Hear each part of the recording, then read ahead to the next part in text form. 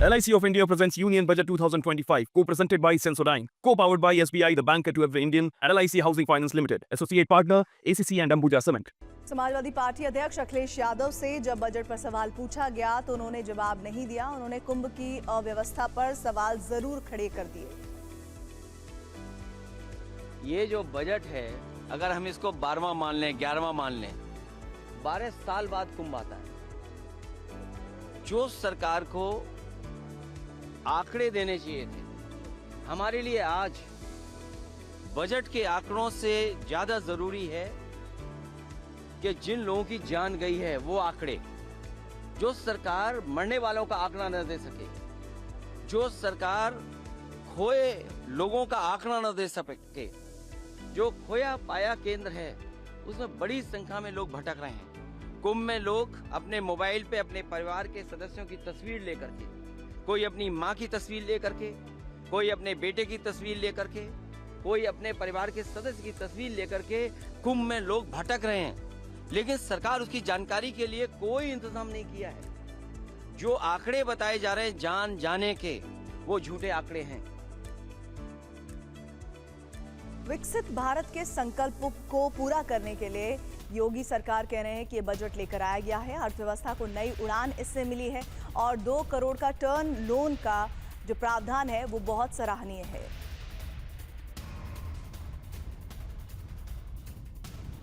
यह आम बजट विकसित भारत के संकल्प को साकार करने के लिए उठाए गए ठोस कदमों की एक आधारशिला है। प्रधानमंत्री जी ने ज्ञान का बजट बताकर 4 अक्षरों में से परिभाषित किया है।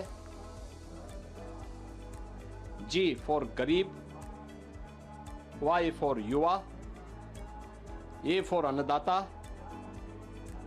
और N फॉर नारी शक्ति। यानी इन 4 महत्वपूर्ण आयामों को ध्यान में रख करके एक विकसित भारत के लिए आत्मनिर्भर भारत का निर्माण करना है। केंद्रीय वित्त मंत्री निर्मला सीतारमण ने कृषि के क्षेत्र को लेकर आम बजट में कई घोषणाएं की हैं। वहीं नए बजट में बिहार को कई सौगातें दी हैं। अब बिहार में मखाना बोर्ड का भी गठन किया जाएगा। For the people of Bihar, a Makana board will be established in the state to improve production, processing, value addition and marketing of Makana. ग्रामीण और गरीब विरोधी बजट भारत सरकार ने पेश किया है और बिहार को कोई लाभ जो है नहीं मिल रहा है।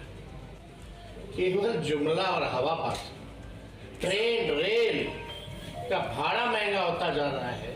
आपको बता दें कि पटना एयरपोर्ट की क्षमता बढ़ाई जाएगी।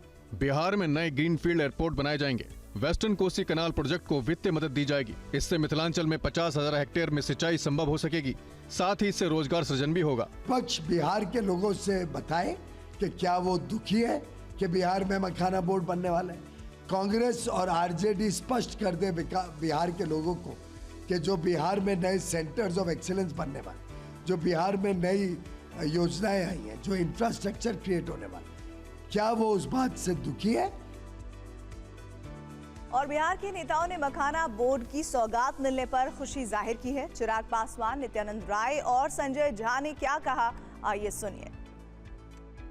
बिल्कुल, मुझे लगता है बिहार फर्स्ट, बिहारी फर्स्ट की सोच को भी ये बजट मजबूती देता है। बट हाँ, पहले मैं एक सहयोगी होने के नाते प्रधानमंत्री जी का मैं धन्यवाद करूंगा, वित्त मंत्री जी का धन्यवाद करूंगा, जिस तरीके से देश की अर्थव्यवस्था, इंफ्रास्ट्रक्चर को मजबूती देने वाला ये बजट है, जिसमें हर क्षेत्र, हर सेक्टर का इसमें ध्यान रखा गया।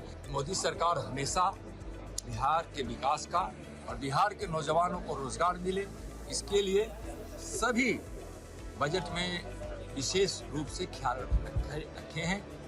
इस बजट में भी बिहार को विशेष सौगात जरूर मिला है। जो नया ग्रीनफील्ड एयरपोर्ट है, बिहार में कोई भी इंटरनेशनल फ्लाइट नहीं जाता है, कोई भी अंतर्राष्ट्रीय एयरपोर्ट बिहार में नहीं है। अब ये एयरपोर्ट के अनाउंसमेंट से बिहार में जैसे जेवर है नोएडा में, उसी स्तर का एक एयरपोर्ट बनेगा। तो जो बिहार के लोग हैं जो गल्फ में काम करते हैं, अपने जगह काम करते हैं, डायरेक्ट फ्लाइट वहाँ से मिल जाती है। इसी तरह मखाना बोर्ड का अनाउंसमेंट, पूरा मिथिला एरिया में मखाना की खेती पूरा देश और इंटरनेशनल लेवल पे डिमांड है उसका। और सिग्नेचर ग्लोबल के चेयरमैन ने निर्मला सीतारमण के बजट को अभूतपूर्व करार दिया। उन्होंने कहा कि आजादी के बाद से अब तक इनकम टैक्स में इतना बड़ा बदलाव पहली बार हुआ है। देखिए, ये जो बजट है ये कॉमन मैन का बजट है, मिडिल क्लास फैमिली का बजट है।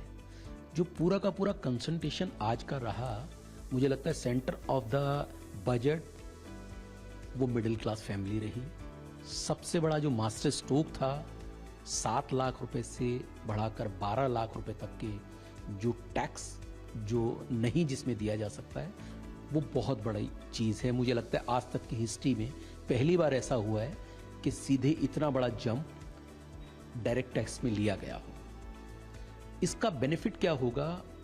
खास करके जो सैलरीड क्लास लोग हैं वो अपनी EMI पे कर पाएंगे, क्योंकि फॉर एग्जांपल अगर 2 लोग जो काम करते हैं हस्बैंड वाइफ, तो उनको लगभग 1.5 लाख रुपए साल का बचने वाला है, जिससे लगभग 12-13 हज़ार रुपए मंथ उनकी EMI पे डायरेक्ट इम्पैक्ट होगा।